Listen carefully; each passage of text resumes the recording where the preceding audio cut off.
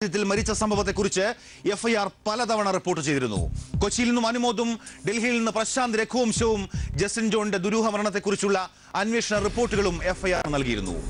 നീതി തേടി കാത്തിരിക്കുന്ന ജസ്റ്റിൻ ജോണിന്റെ കുടുംബത്തിന് താൽക്കാലികമായെങ്കിലും ആശ്വാസം പകരുന്ന വാർത്ത. ജസ്റ്റിൻ ജോണിന്റെ ദുരൂഹ മരണം CBI ദില്ലി ഘടകം അന്വേഷിക്കും.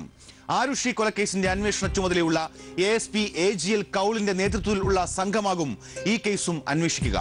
ദില്ലിയിൽ നിന്നും പ്രശാന്ത് രഘുവംശത്തിന്റെ റിപ്പോർട്ട്. നോയിഡയിലെ അമിറ്റി സർവകലാശാലയിലെ ഈ നീന്തൽക്കുളത്തിൽ നീന്തുമ്പോൾ ജസ്റ്റിൻ ജോൺ സേവിയറിന് ഹൃദയാഘാതം ഉണ്ടായി എന്നാണ് സർവകലാശാല അധികൃതരും നോയിഡ പോലീസും പറഞ്ഞത്. എന്നാൽ പോസ്റ്റ്മോർട്ടം നടന്നതോടെ മരണകാരണം ഇതല്ലെന്ന് വ്യക്തമായി.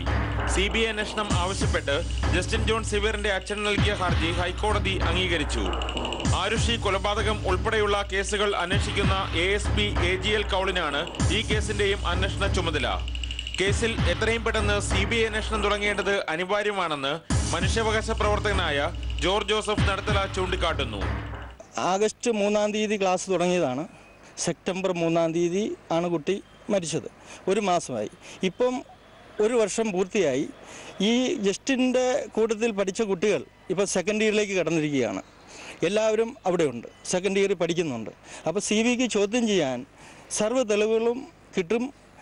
കുട്ടികളെ ചോദ്യം ചെയ്യാനും സാഹചര്യ തെളിവുകളും അവിടുത്തെ സ്റ്റാഫും എല്ലാവരും ഇപ്പോൾ ഉള്ളതുകൊണ്ട് CBIക്ക് പരിപൂർണ സപ്പോർട്ടോടുകൂടിയുള്ള തെളിവുകൾ കിട്ടുമെന്ന് നമുക്ക് വിശ്വാസമുണ്ട്.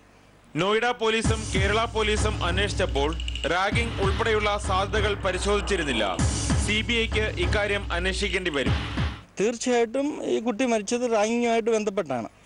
കാരണം മാനേജ്മെൻറ്റ് രക്ഷകർത്താക്കളെ അറിയിച്ചത് വെള്ളത്തിൽ വെച്ച് ഹാർട്ട് അറ്റാക്ക് വന്ന് മരിച്ചു എന്നുള്ള രീതിയിലാണ് അവിടുത്തെ PROയും അവിടുത്തെ അഡ്മിനിസ്ട്രേഷനിലുള്ള ഡയറക്ടർ ലെവലിലുള്ള എല്ലാവരും പറഞ്ഞിരുന്നത്. പിന്നീട് രക്ഷകർത്താക്കൾ കൂടെ പഠിച്ച കുട്ടികളോടും കൂടെ താമസിച്ച കുട്ടികളോടും ചോദിച്ചെന്ന് മനസ്സിലായത് വൈകിയാണ് കിടന്നിരുന്നതെന്നും എല്ലാം മനസ്സിലായിരുന്നു. പിന്നീട് പോസ്റ്റ്മോർട്ടം ചെയ്യുന്നതിന് മുമ്പ് ബോഡി കണ്ടു. നേരിട്ട് കണ്ട അവരുടെ റിലേറ്റീവിന് നേരിട്ട് മനസ്സിലായി. കണ്ണയിലെ പാട്, തലയിലെ പാട് ഇതെല്ലാം അവർ നേരിട്ട് കണ്ടതാണ്. എന്തായാലും കേരളത്തിൽ നടന്ന 2ാം പോസ്റ്റ്മോർട്ടത്തിലെ കണ്ടെത്തലുകൾ CBIക്ക് ഈ കേസിൽ ഏറെ സഹായകരമാകും എന്ന് കരുതാം. പ്രശാന്ത് രഘുവംശം, ഏഷ്യാനെറ്റ് ന്യൂസ്, ന്യൂഡൽഹി. എഫ്ഐആർ ഇനി കേരള